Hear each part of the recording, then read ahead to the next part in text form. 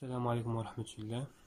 بالنسبة لهذا الفيديو غادي نحاول ندير تصحيح ديال سلسلة التمارين الخاصة بقوانين نيوتن، وبالضبط تمرين رقم 1. التصحيح ديال السلسلة موجه للتلاميذ ثانية بكالوريا SVT. السلسلة راه عندكم، غتجبدو معايا السلسلة وتلقاو المعطيات ديالها. إذا التمرين رقم 1 كيقول: نعتبر جسما صلبا S كتلته M كتساوي 500 غرام موضوعا على مستوى أفقي. المستوى اللي كتتم عليه الحركة هو المستوى من A ل B. نطبق على جسم S قوة أفقية F الشدة ديالها 5 نيوتن تمكن من تحريكه. إذا القوة المسؤولة على تحريك الجسم من A نحو B هي القوة F. الجزء الأول: باعتبار التماس بين الجسم S والمستوى يتم بدون احتكاك، وهي معلومة مهمة كنسجلوها، هي دي حركة بدون احتكاك، لأنها كتساعدنا كيفاش نمثلو تأثير السطح. أول سؤال هو أجر القوى الخارجية المطبقة على الجسم S ثم مثلها بوضوح بدون سلم. قبل ما كنجبدو القوى المطبقة على الجسم ضروري نحترموا المراحل ديال الدراسة، وأول مرحلة كنديرو هي تحديد المجموعة المدروسة. إذا شنو غادي نديرو؟ السؤال رقم 1 بالنسبة للجزء رقم الأول، دونك عندنا المجموعة المدروسة. المجموعة المدروسة ديالي هي الجسم S، الجسم اللي كيتحرك هو الجسم S، إذا هو المجموعة المدروسة ديالي. من بعد المرحلة الثانية كنديرو جبر القوى المطبقة على الجسم.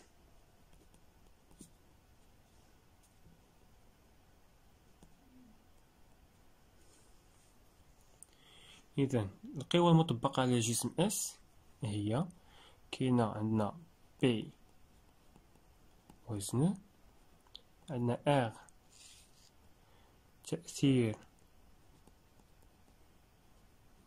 السطح، وعندنا آخر قوة اللي هي القوة F قوة الجر.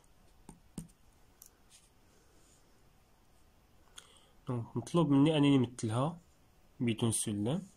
بالنسبة للقوة F راه ممثلة عندي في التمرين، قوة أفقية موازية للمستوى. بقات لي القوة P كنمثلوها من مركز القصور ديال الجسم، رأسية موجهة نحو الأسفل. والقوة R بما أنه قال لي حركة بدون احتكاك، فR كتكون منظمية أي عمودية على المستوى الأفقي. إذا نقطة التأثير ديالها هي هادي، نقطة التماس بين الجسم والمستوى، كتمثل رأسية موجهة نحو الأعلى. دونك هادي هي القوة R. هذا الجواب ديال السؤال رقم 1. السؤال رقم 2: بتطبيق القانون الثاني لنيوتن على جسم S أثناء حركته أوجد تعبير AX و AY إحداثيات متجه التسارع G مركز قصر. دونك السؤال فيه تطبيق القانون الثاني لنيوتن. دونك خصنا هاد المراحل نحترموهم، اللي هي المجموعة المدروسة، جرد القوى، من بعد كيجي تطبيق القانون الثاني لنيوتن. دونك غنديرو ثانيا تطبيق القانون الثاني لنيوتن. أول حاجة كندير هي كنكتب التعبير ديال هذا القانون هذا اللي كيقول لي مجموع. دونك هذا المجموع ديال القوى الخارجية المطبقة على الجسم كتساوي MA، يعني كتلة الجسم ضارب متجه التسارع. دونك هذا هو القانون الثاني لنيوتن شفناه في الدرس. إذا هاد القوى الخارجية داكشي اللي لقيت في جهة القوى كنحطو بلاصة التعبير هذا. دونك هذا مجموع القوى الخارجية، والقوى اللي لقينا هي P R و F. إذا كنعوض هذا P زائد R زائد F كتساوي MA. دونك أنا طبقت القانون التالي لنيوتن. السؤال المطروح عندي هو تحديد إحداثيات متجه التسارع اللي هي AX و AY. هذا شحال كيساوي و Y شحال كيساوي. دونك اشنو كنعني ب AX؟ يعني إسقاط متجه A على المحور X. AY شنو هو؟ إسقاط متجه A على المحور Y. وبالنسبة لمتجه التسارع في التمثيل ديالها في الحركة المستقيمية راه كتكون يعني في منحى الحركة ومنطبقة مع المسار لا متوازية معاه. يعني بالنسبة لينا هذه هي متجه التسارع. ممكن نمثلو عليه من مركز القصور، يعني متجه التسارع اللي خصنا نفهم بأنها تكون في منحى الحركة ومنطبقة مع المسار لا متوازية معاه. دونك باش نحيدو المتجهات، دونك هذه عبارة عن علاقة متجهية.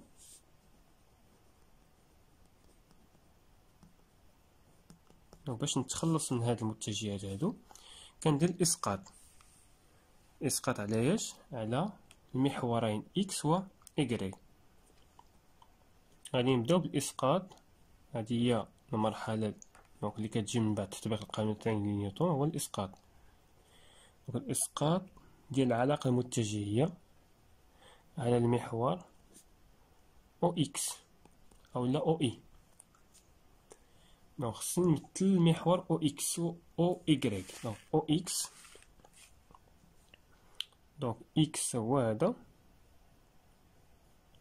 كيكون في منحى الحركة، و إيكغيك كيكون متعامد معاه. دونك أصل المعلم هو أو. دونك راه كنعرفو إكس سويفون إي و إيكغيك سويفون جي. بطبيعة الحال القوى راه ممكن ندير لها الإزاحة للمعلم ولا المعلم ندير ليه الإزاحة ونجيبو هنايا بحال بحال. الإسقاط على المحور أو إكس، وهذه هي أهم مرحلة خصني نفهم كيفاش كنديرو الإسقاط ديال واحد القوة على المحور. دونك غنشرح لكم هنايا بصفة عامة. عندي واحد المحور هنايا، هذا إكس وهذا إيكغيك، أو سويفون إي وهذا سويفون جي. ماشي هادو متجهات وحيدين ميتلفونيش. عندي واحد القوة اف ديراك، هادي مثلا اف واحد. دونك اف واحد عندها إحداثيات على إكس، يعني اف واحد إكس، وعندها إحداثيات على إيكغيك، يعني اف واحد إيكغيك. يعني ملي كنشوف مثلا اف ان إكس، يعني راه إسقاط هاد المتجه اف ان على المحور او إكس شحال يعطينا، شحال كتساوي. ملي كنشوف اف ان إيكغيك، يعني إسقاط هاد المتجه اف ان على المحور او إيكغيك شحال غادي يعطينا. دونك بالنسبة ل اف ان إكس راه هي اف ان سكالير إي، لأن المتجه الوحيدية اللي كتوجه للمحور أو إكس هي إي. دونك باش يبان لكم اف هو إي، وهذا جداء سلامي. وباش نحيدو الجداء السلامي راه كندخلو الكوس، يعني اف فوا إي، يعني المنظم ديال اف هو المنظم ديال إي فوا كوس الزاوية اللي كدير متجه اف مع إي، متجه إي. إذا ملي كندير الإزاحة لهاد اف ان كيبان لي بأن الزاوية اللي كتشكلها اف ان مع او إكس ولا مع او إي هي الزاوية صفر، و كوس صفر كيساوي واحد، والمنظم ديال إي كيساوي واحد. إذا اش غيكون عندي؟ غيكون عندي اف فوا واحد فوا واحد، يعني تساوي نفس القوة اف. إذا اف إكس غتساوي اف. ولكن بالنسبة ل اف ان إذا سقطنا على إيكغيك شنو هي؟ هي اف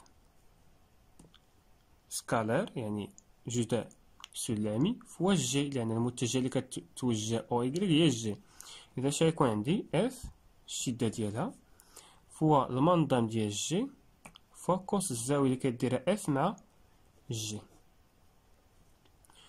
إذا شنو كنلاحظ بالنسبة ل اف ان و او جي او جي ولا او إيكغيك، كيفاش دايرة اف ان مع او إيكغيك متعامدة معاه، يعني الزاوية اللي كديرها هي 90 ولا بي سور دو، و كوس 90 كيساوي صفر. إذا صفر ضرب واحد ضرب اف غيساوي صفر، لأن هاد الجزء كامل كنضربو في صفر يعني يساوي صفر.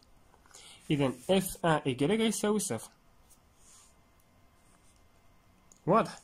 باش نسهلو الأمور، ملي كتبان لي اف القوة اف متعامدة مع المحور اللي كندير ليه الإسقاط راه كتساوي صفر. ملي كتبان لي هاد القوة اف ان يعني منطابقة ولا متوازية مع المحور اللي بغي ندير ليه الإسقاط وعندهم نفس المنحى، لأن بالنسبة لي او اي عندها نفس المنحى ديال اف ان. إذا ملي كيكون عندهم نفس المنحى متوازيين الإسقاط ديالها يعطينا نفس القوة اللي هي اف ان، دونك هنا يعطينا اف ان. أما إذا عندهم منحيين متعاكسان يعني نفرض مثلا هاد اف ان دايرة هكا، هادي هي اف ان كمثال تاني. يعني بالنسبة ل اف ان في هاد الحالة هادي اللي درت راه اف ان اكس حيساوي راه هي متوازية مع او اكس ولكن عندهم منحيين متعاكسان، كتعطينا ناقص اف ان. علاش هاد ناقص بان ليا؟ لأن الزاوية اللي كدير او اي مع اف ان هي 180 مبقاش صفر، لأن كيدوز صفر ملي كيكون عندهم نفس المنحى. أما إلا عندهم منحيين متعاكسان بحال مثلا إذا درت الإزاحة لهاد اف ان راه الزاوية 180 و كوس 180 كيساوي ناقص واحد. إذا ناقص واحد ضارب إي اللي هو واحد ضارب اف يعطينا ناقص اف. أما بالنسبة على إيكغيك راه لا في هاد الحالة لا في هاد الحالة راه متعامدة مع إيكغيك، يعني هنا متعامدة وهنا متعامدة، يعني كتبقى دايما كتساوي صفر. دونك شنو فهمنا من هنايا؟ فهمنا بلي ملي كتكون عندي القوة متعامدة مع المحور ديريكتومون كنحطو صفر. ملي كيكون عندي القوة متوازية ولا منطابقة مع المحور وعندهم نفس المنحى راه هي نفس القيمة ديال هاد القوة هادي، قيمة موجبة. أما ملي كتكون عندنا منحى متعاكسة راه كنزيدو واحد الموا. مزيان، دوك هاد الإسقاطات هادو هما اللي غادي نطبقهم في التمرين اللي عندنا. دونك غادي نديرو الإسقاط ديال جميع القوى اللي عندنا على المحور او اكس وعلى المحور او إيكغيك. غادي نبداو في بي. دونك بي إلا درنا لها الإزاحة وجبنا المحور او اكس غيبان لي بأن بي كي دايرة مع المحور او اكس. دونك إلا درت الإزاحة لهاد القوة لي جبتها هنايا، دونك هادي هي بي. دونك بي كي دايرة مع المحور او اكس غيبان لي بأنها متعامدة معاه. دونك بما أن بي متعامدة مع او اكس يعني الإسقاط ديالها على او اكس غيعطينا الصفر هاهو. دونك بالنسبة لأغ إلا درنا الإسقاط ديال اغ على او اكس، دونك هادي هي اغ، غادي يبان ليا أيضا على أن اغ متعامدة مع المحور او اكس، ولا متعامدة معاه الإسقاط ديال شحال يعطينا صفر، دونك بلس صفر. وبالنسبة لإف ها هي اف شنو كيبان لي كي دايرة مع او اكس، دونك راه منطابقة معاه والمنحى ديال اف هو المنحى ديال اكس، يعني تعطينا القيمة اف زائد اف كيساوي ام ا اكس، لأن إسقاط ا على المحور اكس تعطينا ا اكس اللي هي ا، لأن عندهم نفس المنحى مطابقين. دونك هادشي اللي خرج في الإسقاط ديال العلاقة المتجهية على المحور او اكس. يعني راه كيبان لي بأن ا اكس كيساوي دونك اف كيساوي ام ا اكس، يعني ا اكس هيساوي اف على ام. يعني حددت ا اكس. باش نحدد ا ايكغيك غادي ندير الاسقاط على او ايكغيك. دونك هذيك العلاقه المتجهيه ندير الاسقاط على او ايكغيك، نفس العلاقه المتجهيه ندير الاسقاط على او ايكغيك. غنبداو بي. بي كي دايره مع او ايكغيك إذا درنا الإزاحة هي دي بي مازال عندنا هنايا، راه كيبان لي بأنها متوازية مع أو إكغيك وعندهم منحيين متعاكسان. بما أنها منطبقة ولا متوازية منحيين متعاكسان يعني غادي ندير لها ناقص بي. بالنسبة لآغ راه آغ متوازية مع أو إكغيك ولكن عندهم نفس المنحى، دونك غادي ندير لها زائد آغ. هانتوما ردو معايا البال، دونك بي راه متوازية ولكن منحيين متعاكسان ناقص بي، و آغ متوازية ولكن عندهم نفس المنحيين يعني غادي ندير لهم بلس آغ. أما بالنسبة لإف راه إف راه كتبان لي درت الإزاحة تكون عمودية على أو إكغيك، دونك إذا كانت إف عمودية على أو إكغيك فإسقاط ديالها على أو إكغيك يعطينا صفر وزائد صفر كيساوي ام الإسقاط ديال أ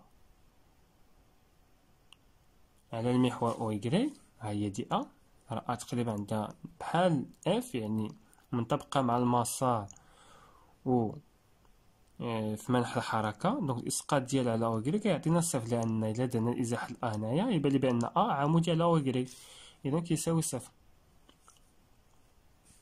إذا إلا كان ناقص بي زائد آر كيساوي صفر، إلا جبت بي الجهة الأخرى يبان لي بأن دونك آر كتساوي بي، وكنعرفو بأن بي كتساوي ام جي. ولكن بالنسبة لأ إكغيك شحال يساوي، شحال لقينا أ إكغيك هو إسقاط متجهة على أو إكغيك يعطينا صفر. دونك هادو هما الإحداثيات ديال متجهات التسارع. السؤال رقم 3، بين أن حركة مركز القصور جي مستقيمية متغيرة بانتظام واحسب قيمة تسارع أ جي. مزيان، دونك حنا كما جا في الدرس باش نقولوا على أن حركة مركز القصور مستقيمية متغيرة بانتظام خصنا شرطين. الشرط الأول هو المسار يكون مستقيمي، وراه باين بأن المسار اللي كتتم عليه أو لا اللي كياخد الجسم هو مسار مستقيم من أ نحو ب، و خص تكون عندي القيمة ديال أ ثابتة. خصنا نشوف واش أ ثابتة فعلا ولا لا. دونك بالنسبة لأ راه هو المنظم ديالو هو جذر أ إكس أس 2 زائد أ إكغيك أس 2. دونك منظم أ هو جذر أ إكس أس 2 زائد أ إكغيك أس 2 هي الجذر. دونك عندنا أ إكغيك كيساوي صفر يعني تبقى لي أ إكس أس 2، جذر أ إكس أس 2 هي أ إكس، و أ إكس شحال لقيناه كيساوي هو إف سور إم. دونك هذا هو القيمة ديال أ. أ كيساوي إف سور إم. إف راه عندها قيمة اللي هي ثابتة كما جا في التمرين 5 نيوتن، وبالنسبة لإم راه حتى هو عنده قيمة اللي هي ثابتة اللي هي 500 غرام، ما كتغيرش الكتلة. إذا هاد التعبير هذا راه عبارة عن ثابتة. القيمة ديالو غادي نديرو تطبيق عددي اللي هي 500 دونك 5 لأن إف كتساوي 5 مقسومة على 500 في 10 أس ناقص 3 باش نحولها لكيلوغرام، وغادي نديرو التطبيق عادي نشوف شحال كيساوي. الوحدة ما نساوها المتر على السكوند أس 2. دونك تحقق لي الشرطين المسار المستقيمي والتسارع الثابت. إذا من حقي نقول على أن حركة الجسم هي حركة مستقيمية متغيرة بانتظام. السؤال رقم 4، حدد قيمة أغ شدة القوة المطبقة من طرف السطح على الجسم. دونك هاد السؤال هذا راه ديجا توصلنا انطلاقا من الإسقاط على أو إكغيك، هي فاش كدرت عليها. دونك أ كتساوي بي كتساوي ام جي، دونك بقى لي فقط ندير تطبيق عددي مباشر.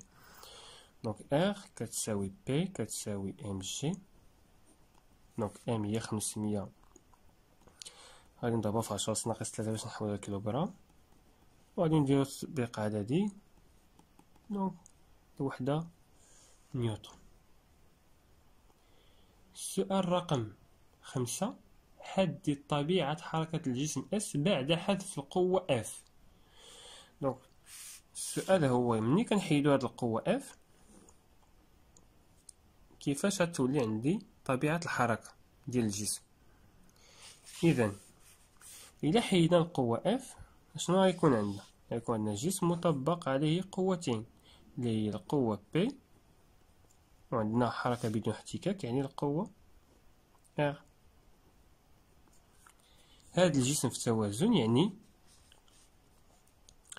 بي زائد ار كيساوي متجه منعدمة، لأنه عندهم نفس خط تي، نفس الشدة ومنحنى متعاكسان، يعني مجموع القوى الخارجية المطبقة على الجسم كتساوي متجهة منعدمة.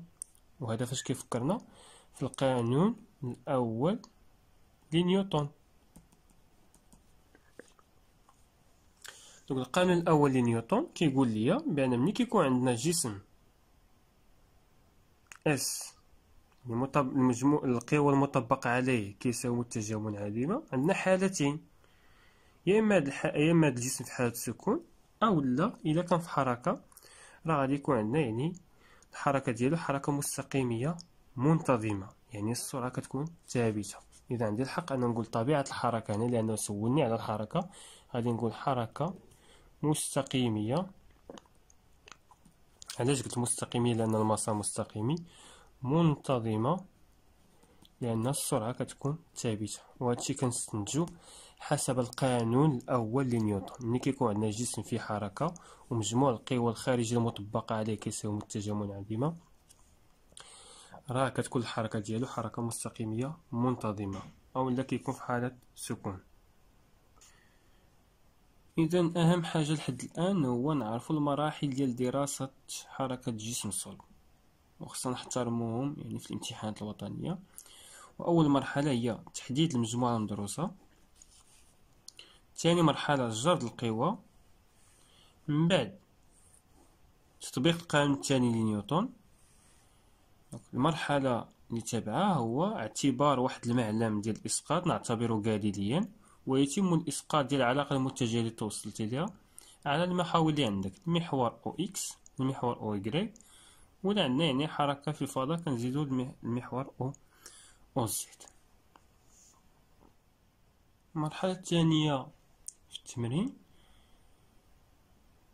باعتبار التماس بين الجسم والمستوى يتم باحتكاك. دونك هنايا كندرسو الحركة ديال الجسم بالاحتكاك، يعني غادي نديرو هنايا نرجعو نديرو حركة باحتكاك. دونك حركة تتم باحتكاك، حيث معامل الاحتكاك ك، أنا كنعرفو بأن ك كيساوي طونجونت ديال في كيساوي، عطينا القيمة 0.4. مزيان. أول سؤال هو أوجد القوى الخارجية المطبقة على الجسم وتمثيلها بوضوح بدون سلم. إذا كما قلنا كنديرو المجموعة المدروسة هي الأولى، المجموعة المدروسة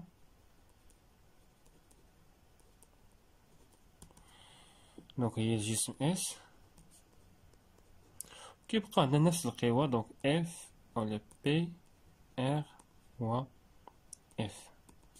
دونك وزن هو تأثير السطح، وهنا قوة الجر. غير هنا بالنسبة لأ غادي تنقسم لمركبتين اللي هي المركبة المنظمية Rn زائد قوى الاحتكاك يعني القوى المماسية نمثلوها F مينيسكول لا RT بحال.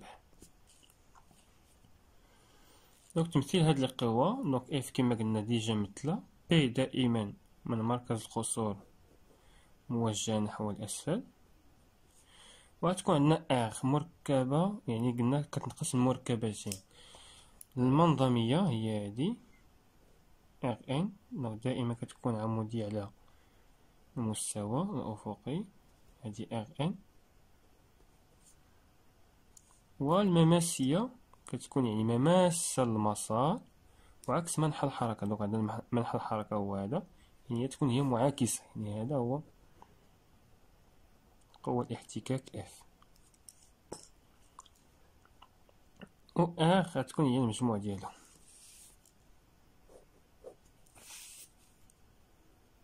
هذه هي المتجهة ار. سي بون. دونك هادشي اللي في السؤال، جربنا القوى طبقناها، يعني مثلنا بدون سلم. بتطبيق القانون الثاني لنيوتن على جسم اس، حدد طبيعة حركة الجسم اس، ثم حدد قيمة اغ شدة قوة المطبقة من طرف السطح على الجسم. إذا تطبيق القانون الثاني لنيوتن، هذا آخر سؤال. 2 دونك تطبيق القانون الثاني لنيوتن، دائما كتكتبو التعبير ديالو اللي هو مجموع القوى الخارجية كتساوي ام ا. والقوة اللي عندي أو القوة بي زائد ار. ممكن هاد ار كما قلنا نديرو على شكل ار ان زائد اف زائد اف كتساوي ام ا. من بعد شنو قلنا كنديرو؟ هذه عبارة عن علاقة متجهية. نسقط العلاقة المتجهية على المحورين او اكس و او واي. نبداو ب او اكس، يسقط على او اكس. دونك المحور او اكس هو هذا، المحور او واي هو هذا. نبداو ب بي. دونك بي ملي كنديرو الازاحة لهنايا يبان لي بان بي عمودية على او اكس. اذا شحال يعطينا؟ عمودية صفر. دونك إذا كانت القوة أو المتجه عمودي على المحور ديال الإسقاط، دونك كتعطينا صفر. بالنسبة ل ان حتى هي كتبان لي بأنها عمودية، ها هي ان. إلا درت الإزاحة لهنايا تبان لي بأنها عمودية على أو إكس، يعني تساوي صفر زائد صفر.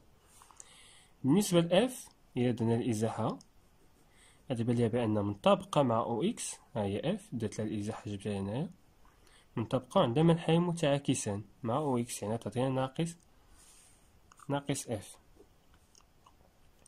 بالنسبة ل اف قوة الجر، راه عندي بأنها منطبقة مع او اكس وعندهم نفس المنحى، يعني تعطينا زائد اف كتساوي ام و ا يعطينا ا اكس. لأن بالنسبة ل ا كما قلنا ها هو ا،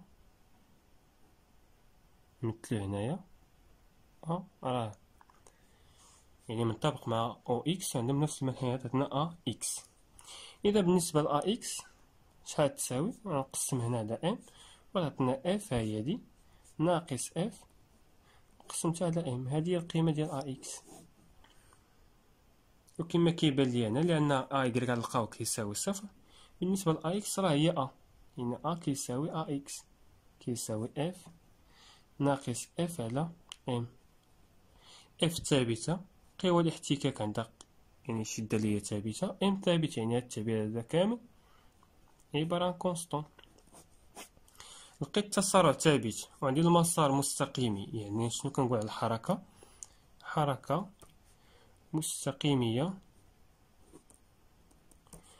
متغيرة بانتظام.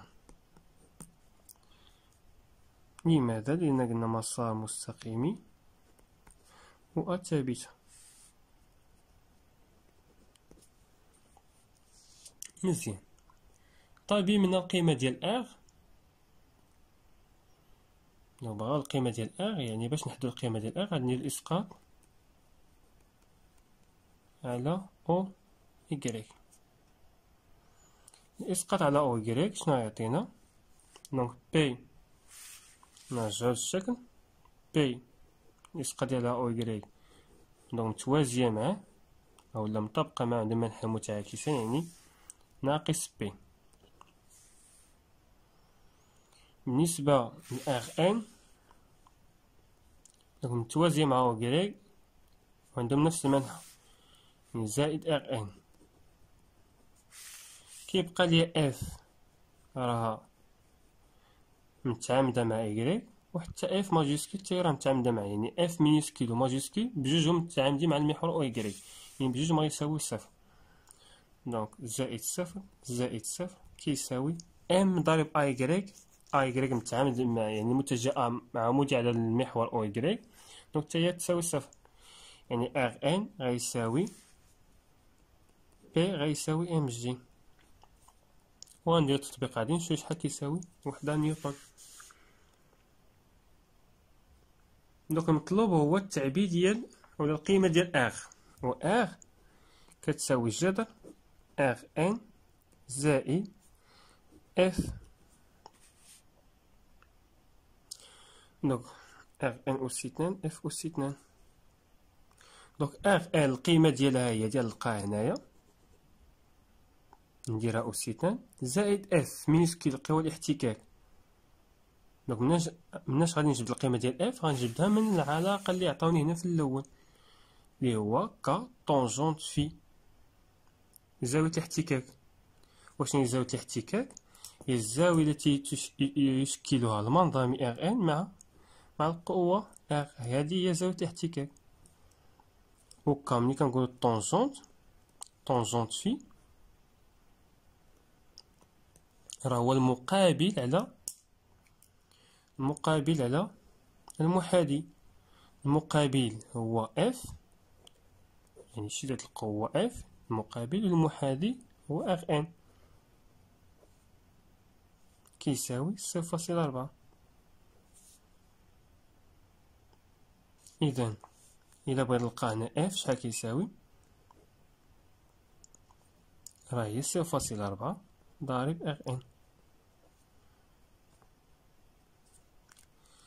الوغ ار ان غنكون ديجا حسبتها هنايا، غادي نضربها في 0.4 ونشوف شحال لقيتها بالنيوتن.